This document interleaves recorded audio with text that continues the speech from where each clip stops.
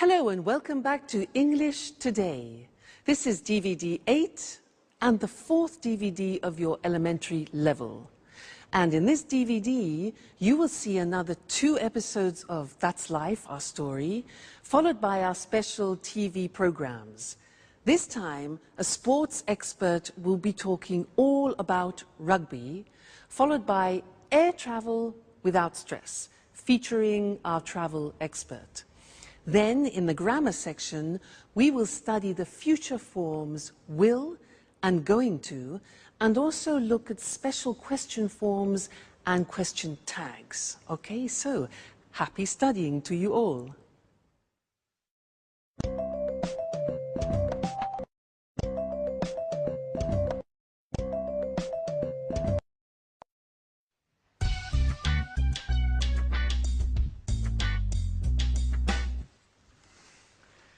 How does this scarf suit me, Anne? Oh, very well. You look fine. Really? I'm not sure. Look, maybe this one looks better? Don't panic, Peter. Everything is going to be all right tonight. I don't know. Actually, I have a sore throat. And I'm losing my voice. I'll sing badly tonight.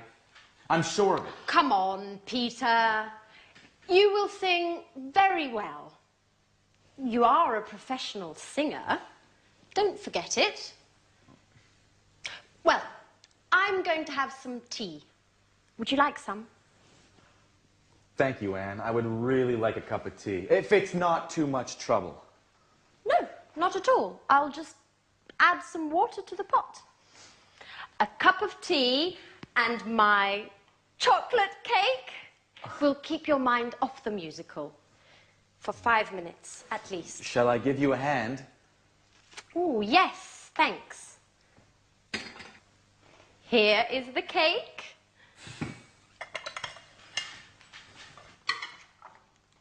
Oh, Oh, Peter! Okay, listen. I know you are nervous, but try to be careful, please. I'm sorry, Anne. Listen, how do you think the musical will go?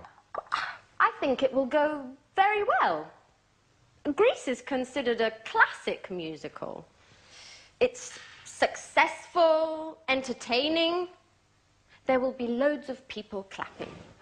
Do you really think so? Sure I do. Hey, Peter, what time does the show start? At 9 o'clock. How are we going to get to the theater? I'm going to drive. I don't think that's a very good idea. Why not? Because parking there is almost impossible. Okay. We'll take the tube. That's a much better idea. When should we leave? Around 8:30? No, that's too late. Okay. We'll leave earlier. Oh, I'm so sorry, Anne. Oh, Peter!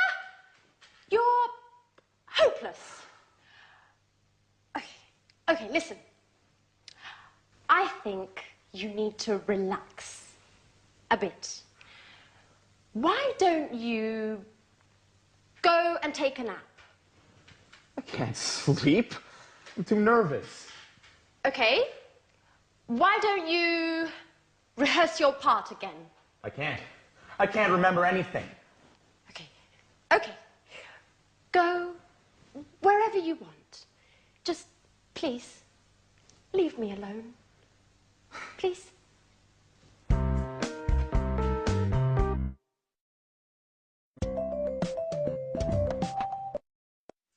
Hi, and welcome back to English Today, the only live TV program when you can learn the English language. Did you see that Peter dropped chocolate cake and tea all over the table and Anne didn't really react? She's becoming more tolerant, isn't she? Great. Now, I have an interesting thing to teach you in this lesson, and it's about will. Now, people usually think that will, the future will, is very easy in English. But it isn't that easy. And in this lesson, I want to look at a particular use of will. Now, watch this. Listen. Imagine that I'm in Oxford Street in London shopping. I stop outside a shop and I see a beautiful dress. And I think, I like that. I want that. And I say, I'll buy it. I'll buy it. Now, I'll is the abbreviation of I will. I'll buy it. We use this form when we make a spontaneous decision. It's nothing planned. It happens spontaneously. It's called in English a snap. Snap decision. All right? Let's continue. So, I see the dress and I think, I'll buy it. Great. Then I look at the price. 1,500 euro. Crikey. And I think, I won't buy it. Negative of will. I won't buy it. But then I think, no, wait a minute. I haven't bought myself anything lovely for a long time. Maybe my boyfriend can help me. So I decide I'll buy it. I go into the shop. I talk to the shop assistant and I say, that dress, I like that dress. Can I try it? She says, yeah, sure. So I put it on, look at myself in the mirror and think, fantastic. I'll take it. So I go to the shop assistant and I say, I'll take it. She says, fine, madam. How would you like to pay? How would I like to pay? Cash? Must be joking. Cash? 1,500 euros cash? No. Credit card. Yes, exactly. I'll pay by credit card, okay? I'll pay by credit card. So, in my bag, here's my bag. Oh no, I left my credit card at home. What shall I do? Yeah, good. I'll come back tomorrow. I'll come back tomorrow, okay? And she says, that's fine, madam, that's fine, don't worry. She says, yeah, I'll put it aside for you, madam. I'll put it aside. And I'll say, great, thank you so much. Don't worry, I'll definitely come back tomorrow. Okay, now, all those were examples of snap decisions, spontaneous decisions, and that happens many times in a day. So, let's look at the form together. We have I will contracted to become I'll. Look at the examples. I'll try it. I'll take it. I'll pay by credit card. I'll put it aside for you.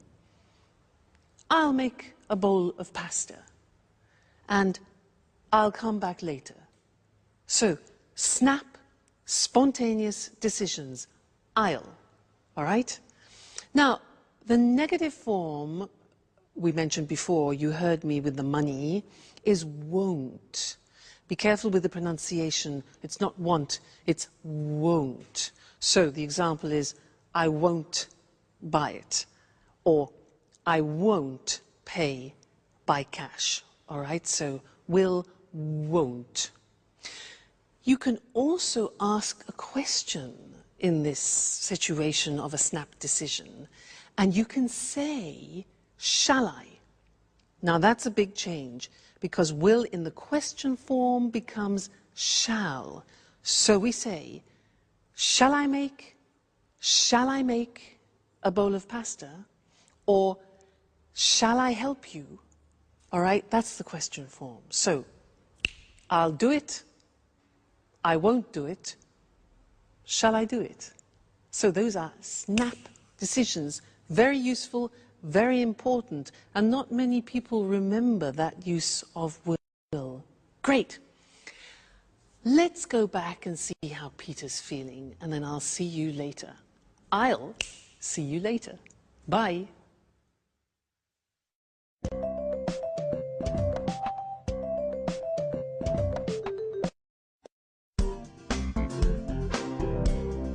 Hi, Anne. Hi, Peter. I'm starving. Is there anything to eat?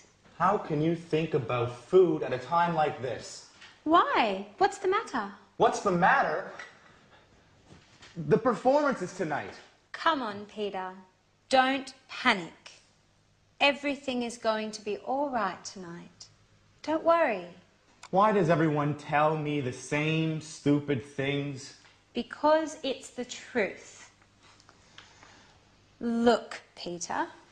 Take this lucky charm. I bought it in Portobello Market this morning. I'll give it to you as a lucky mascot. Remember, you have to kiss it 3 times. And then keep it in the right pocket of your jacket. Why just in the right pocket? Well, I don't know. The woman who gave it to me said that this is what you have to do. Anyway, I'm sure it will bring you luck. I'm not so sure. Why not? Shall we bet on it? All right. Sounds like fun. How much? Oh, let's make it interesting. If it brings you luck, you'll take me for dinner at Bluebird. Bluebird? Are you crazy? That's London's most expensive restaurant. I know. But the musical is important to you, Peter, isn't it? Well, all right, Alice. What will you do if it doesn't bring me luck? Well, I will cook dinner for a month. But you can't cook. Aha, Peter. That's why I said it. This way, I'm sure you will make it bring you luck.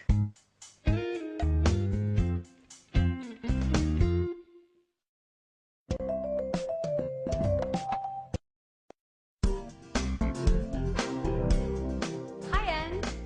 Hi, Peter.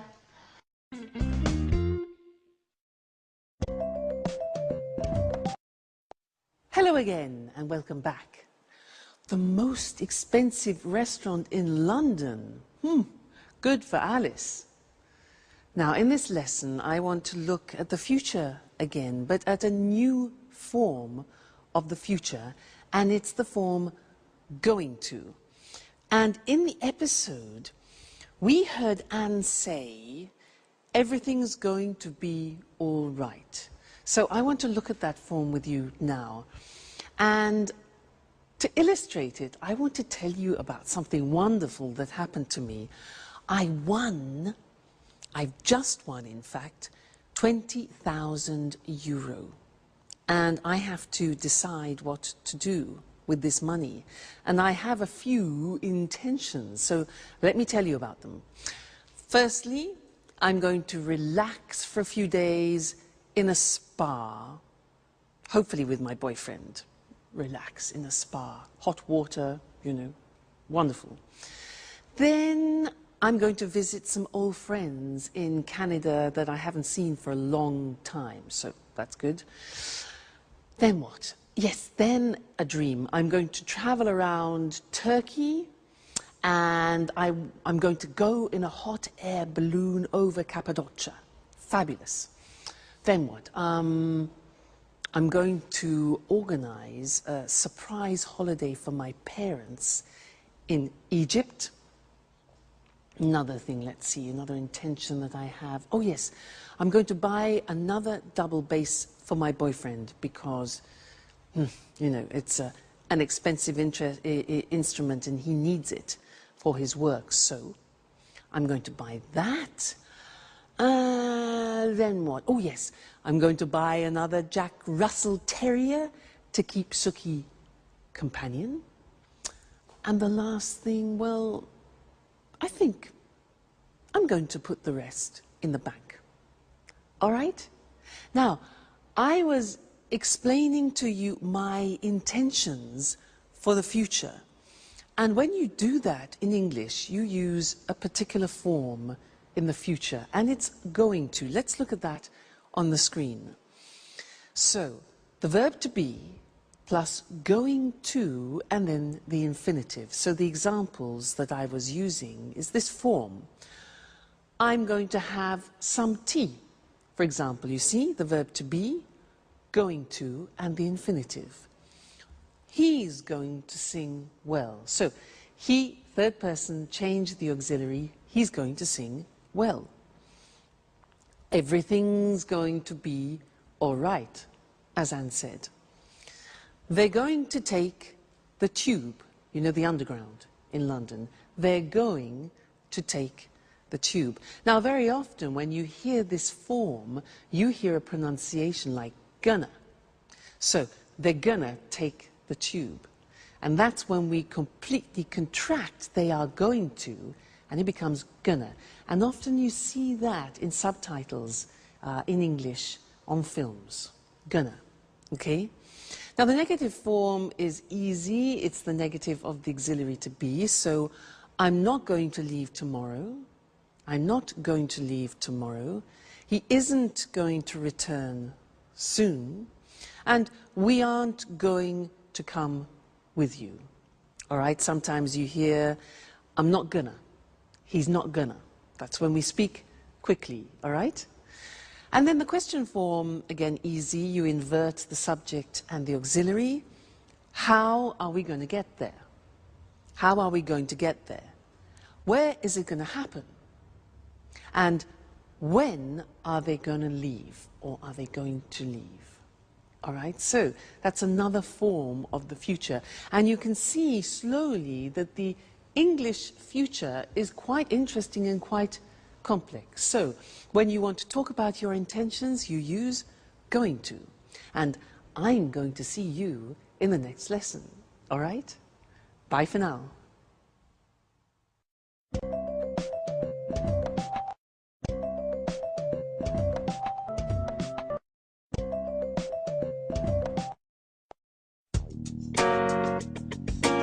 The musical was great, wasn't it? Yes, it was. Peter was excellent. Well, now let's think about the party. It's time for fun. Oh, by the way, who's coming to the party tomorrow? Well, David will be here.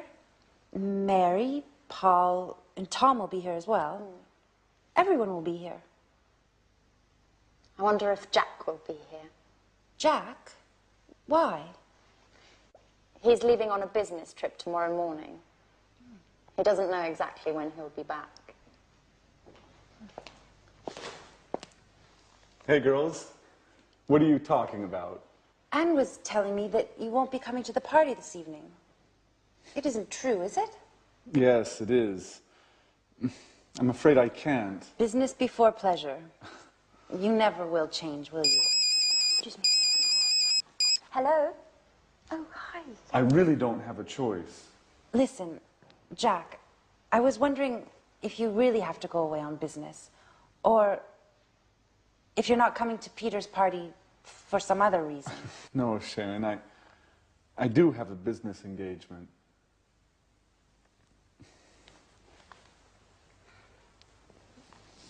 Anyway, since you asked, I'll tell you.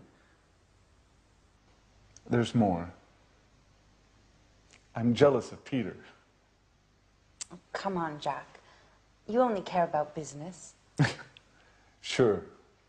That's what they all say. But, you know,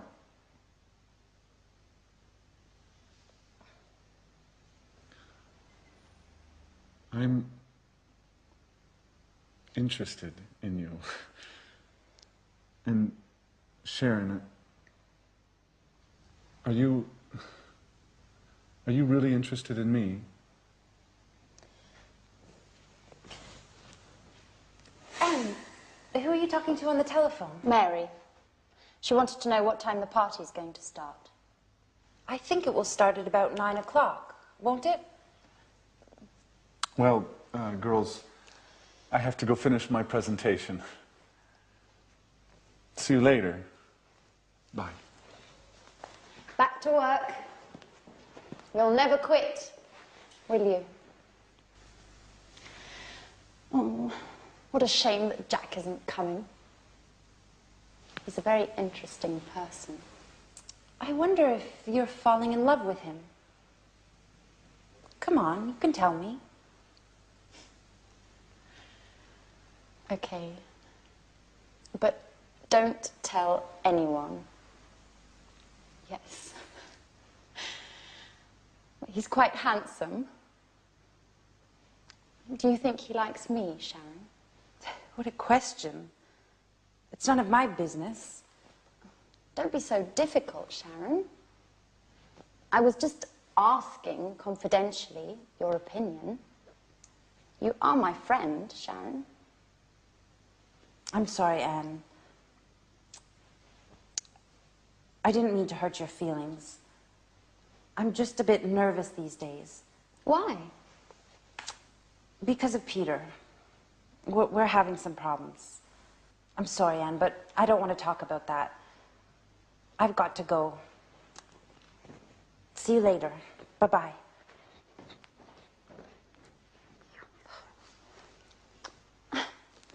Oh, Jack, you're always so messy. You leave your things everywhere. But what's this in the pocket? What? It's Jack and Sharon. And he's kissing her. Oh my God. Now I understand everything.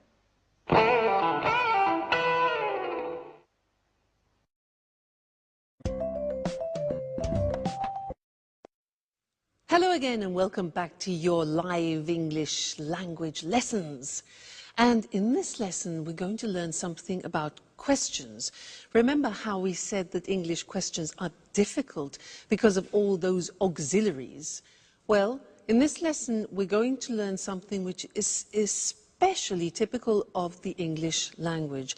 They're called question tags. Now, let me give you an example of a question tag. She's unhappy, isn't she? Let's look at that. So, she's unhappy, isn't she? Strange, hey? She's unhappy, isn't she? Now, it's not really a question asking you for information. It's more a question asking for confirmation, whether you agree. And usually the people agree. So, she's unhappy, isn't she? Yes, she is. Look at the construction. She's unhappy is in the positive form. And then we have the tag. It's called the question tag after, in the verb to be, but in the negative question form. She's unhappy, isn't she? This is very common in English and not common in other languages because other languages usually use no. For example, she's unhappy. No, we repeat the verb. And because it's complicated now, let's go to the screen and see some more examples of that, okay? So, she's upset is like she's unhappy. She's upset, isn't she? You're a student, the verb to be, you're a student. You take the verb to be, are, and you turn it into a negative question. So we say, you're a student, aren't you? All right? Next one. He's Brazilian, isn't he? Do you see the mechanism now? It's raining, isn't it? Again, I'm not asking for information, I'm asking for confirmation. They're watching television. They are watching, aren't they? They're watching television, aren't they? And you notice that my voice actually goes down at the end, so it's not like a real question where your voice goes up. We're learning, aren't we? You live in Italy now. Look at this example here. You live is the present tense, so we need the auxiliary of the present tense of live, which is not the verb to be. So look how that works. You live in Italy, don't you? Negative don't. Auxiliary is do in the negative don't you. Interesting, hey? You live in Italy, don't you? If we change that into the third person, it becomes she likes English. What's the auxiliary? Exactly, does. In the negative, doesn't she? So she likes English, doesn't she? And the last example, they work at home, don't they? They work at home, don't they? All right, so it's not easy. You have to keep in mind the auxiliaries all the time. What happens if we begin with a negative sentence? For example, you aren't American. Well, then we use a positive tag. So, you aren't American, are you? Okay, aren't, are. She isn't a teacher. Is she? Negative, positive. He isn't watching TV, is he?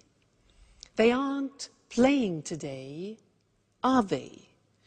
Let's change to the present tense. You don't play tennis, do you? We use the auxiliary do you? Question form. It doesn't work, does it? Third person. She doesn't like him, does she? And they don't come often, do they? Now, you're probably thinking, God, that's really difficult. And it's not easy. It takes a lot of practice. But when you know your auxiliaries well, it becomes easier and easier. Okay, so don't worry, slowly but surely, as we say. Now let's turn to that's life, and our friends are having a party. Let's go and join them. Bye.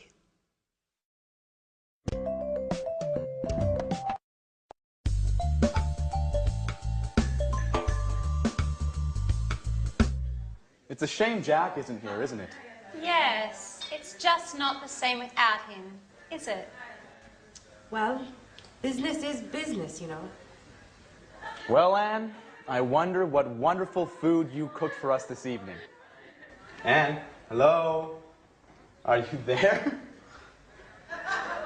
Oh, sorry, Peter. I was miles away. What did you say? What did you cook for us? Oh, your favorite. Fish and chips. Oh, what would I do without you? Hey, what about me? I brought the beer. Yes, we're glad you did. Cheers! Cheers. Cheers. Here's to Peter's success. Well, guys, this is the right time for an important announcement. Last night, there was a famous director at the theater. We met after the show, and he told me he is preparing a musical to be performed all over Japan. So he wants to see me for an audition next week. Well, cheers! Cheers! Cheers! You'll be famous soon, Peter. Surprise! Jack! Jack! Well, well, not so dedicated to your work, are you? Peter, get me a beer. Now you're talking.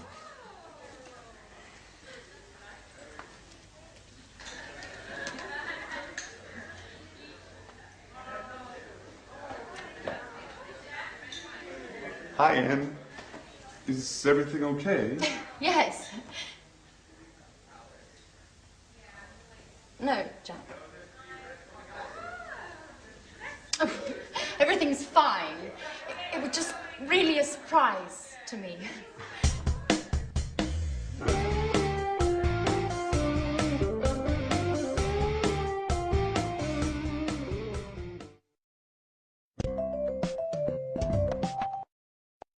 Hello and welcome back again for some more English. Now, at that party, everybody seemed happy except Anne. And nobody really noticed what was happening between Sharon and Jack. Well, anyway, let's get back to English questions. Last time we studied question tags. But this time I want to look at another question form in English which is very important. Now, when you don't know the subject, you need to ask a question in order to get the subject. Now, let me explain that. Usually in a normal question in English, like, where do you work? The subject form is in the question, where do you work? And the answer would be, I work in London.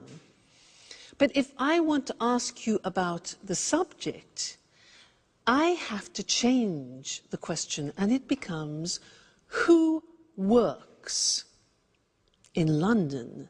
Now that question is asking for the subject and the answer could be, my brother, the subject, works in London. Now the good thing is we eliminate the auxiliaries do and does. Yahoo! I can hear you say. Let's do some examples before we go to the screen, okay? Now, I'll ask you some questions. For example, who likes English? Notice that there's the S on the verb because who is considered a third person. Who likes English? I do. You do, for example, all right? Who lives in igloos? Now, give me the subject. Who lives in igloos? Yeah, exactly. Eskimos live in igloos, all right? You give me the subject. Now, answer this one. Who cultivates rice? Who cultivates rice? Yeah? The Chinese, the Italians, Southeast Asian countries. Okay, good. Next one. Who sings musicals in That's Life? Exactly. Jack sings musicals. Great. Who wants to be an artist? I'm asking you for the subject. Who wants to be an artist? Yeah, Alice does. Alice wants to be an artist. And who likes Jack? Well, Sharon does, Anne does, and so does Alice. He's a lucky man.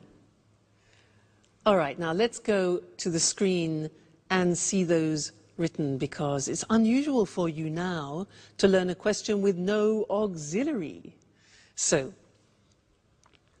what happens is you have the word who, which is the question word, and you eliminate the auxiliary. If you look at the first example, which is the typical question, who do you live with?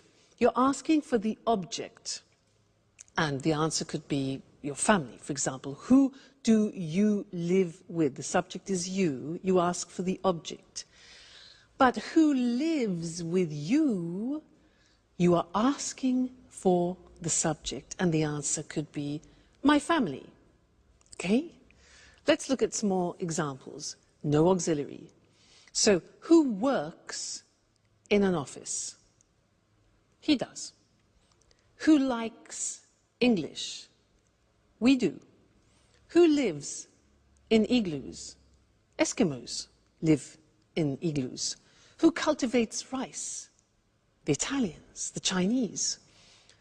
Who understands Russian? I don't. Do you? Who sings musicals? Peter does. Who wants to be an artist? Alice. And who likes Jack? We all do. Okay, so very interesting this, and we will look at it again in the future. But remember, this is one occasion, the only occasion where you don't need auxiliaries in the question form when you're asking for the subject. So, who understands this? We do. Okay. So I'll see you again soon. Take care. Bye.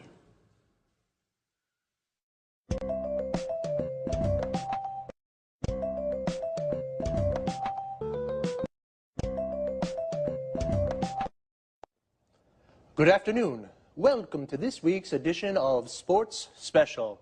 And welcome to John Forbes, our sports expert. Hello, Eric, and good afternoon to all our sports fans. Well, John, which sport are you going to talk about today? Today, I'd like to talk about rugby. Fantastic! I'm a real rugby fan. I think it's a really exciting sport. John, a question. Where did rugby start? Well, you know, Rugby is a town in England near Birmingham. Yes? There's a famous school there called Rugby School. It's one of the oldest schools in England. It opened in 1567. Anyway, boys at this school started the game. Really? And where is rugby played today?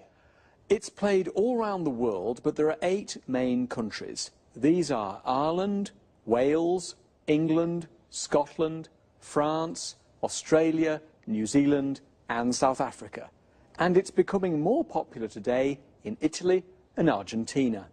Who plays rugby? Mainly men, but there are more and more women's teams. Really? Women? That's a surprise. That's right. There are more than 400 women's teams in England today. I see. John, can you explain to our viewers how to play rugby? Of course. Remember, rugby is very different from soccer. The ball's oval like an egg. There are 15 players in a team and the players can carry the ball. In fact, the aim is to run fast with the ball in your hands. And what about a tackle? What's that? To stop a player of the opponent's team running with the ball, you tackle him. You catch his legs and pull him to the ground. That sounds dangerous. Yes, it can be. There are lots of injuries in rugby. It's a very physical game. And how do you score? Well, you run with the ball and put it down on the ground at the opponent's end of the pitch. Of course, your opponents do everything they can to stop you from reaching their end of the pitch. You score a try if you cross the try line and put the ball down on the ground. You can also score points by kicking the ball between the 2 goalposts. The goalposts are very high. If you do this, you score a goal. So, there are tries and there are goals. That's right. Just one more question. What are scrums? Scrums are special to rugby. Players from the 2 sides push against each other to try to get the ball. Scrums sound dangerous too. Yes, they can be dangerous, but it's fun. You know, I used to play rugby. Really? Yes, but I injured my shoulder and had to stop. I just watch now. Well, I sometimes watch a game on Saturday afternoons. How about coming along? Sure. How about next weekend? Great. Okay. Thank you, John. Goodbye. And goodbye to all our sports fans. See you next week for another edition of Sports Special.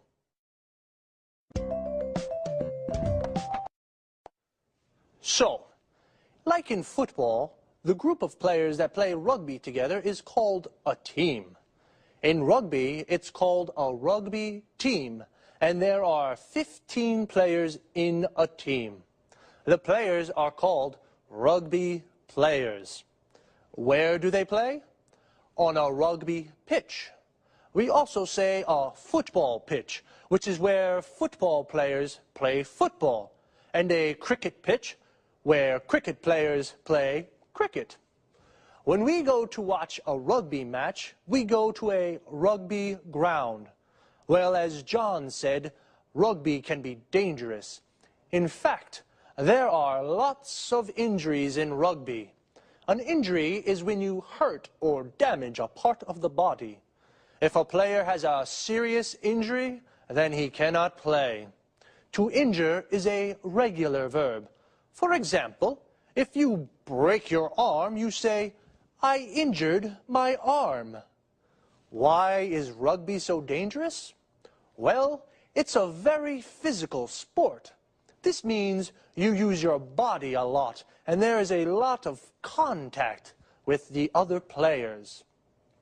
When a player tackles, he stops a player from the other team by pulling him to the ground. This is called a tackle. To tackle is the verb. The aim of a tackle is to get the ball. You can tackle in football too, but you can only use your feet to get the ball. In rugby, you use your whole body.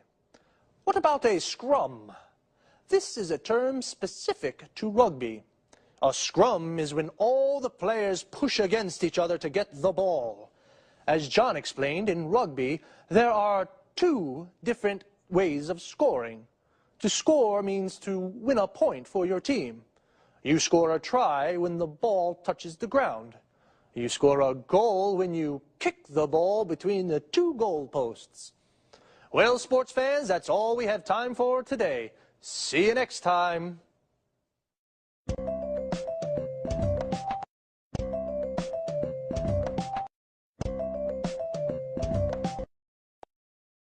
Good afternoon and welcome to this week's edition of the Travel Programme. And of course, welcome to Christina Teng, our travel expert. Hello, Lucy. Well, Christine, do you know that one of the main causes of stress in the West is air travel, according to research from the University of Illinois in the USA? You know, that doesn't surprise me. Air travel can be a very stressful experience. It seems that a lot of people start to feel nervous in the travel agency when they're buying the ticket or when they're buying the ticket online at home. Really? Well, why don't we give our viewers some advice on how to reduce that stress and enjoy air travel more? Sure. Just follow a few simple rules and you'll fly without any stress at all. The first rule, don't arrive at the airport late. Oops, I always arrive late. That's not a good idea. For a start, if you arrive at the airport early, you have plenty of time to check in. You can go straight through passport control and the security check. Then you have plenty of time to relax. You can do some shopping, have a drink, read a magazine or a book, all stress-free without worrying about missing the flight. You're right, Christine. It's important to arrive at the airport with plenty of time to spare. And what else can I do to make air travel less stressful? Well, another cause of stress is the amount of luggage that we take with us. We always take too much. Listen, don't take more than 20 kilos and only take one suitcase. Check the weight before you leave home and relax at the check-in. There's no need now to worry about excess baggage charges. It's always relaxing to save money. Definitely. And one last thing on the topic of luggage. Yes? Hand luggage. Take one small bag and don't put too much in it. Remember, you'll have to carry this around the airport. Good advice. You know, many people have a fear of flying. These people become nervous when the plane takes off and lands. Of course, I understand that people may feel nervous at these moments. They should remember that flying is the safest way to travel. So, relax and enjoy the flight. And you shouldn't look out the windows too much. Why not? Clouds are relaxing. But if you do feel nervous, you could try taking a tranquilizer. If you have a real fear of flying, they can help you relax. Don't take too many, though. Of course not. And try closing your eyes as the plane takes off and lands. Think of the beautiful place you're going to or the wonderful holiday you just had. Well, how to enjoy stress-free air travel. Don't arrive at the airport late. Don't take too much luggage. After passport control and the security check, relax with a drink and something interesting to read. Or perhaps do some shopping. And once you're on the plane, remember that flying is the safest way to travel. So thanks, Christine, for this very useful advice, and goodbye. Goodbye, Lucy, and safe travelling. See you soon with another edition of the Travel Programme. Goodbye.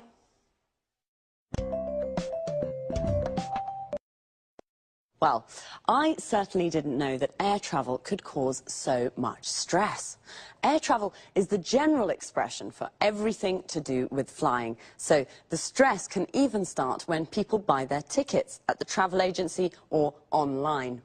The travel agency is the place where you book a holiday or buy an air ticket.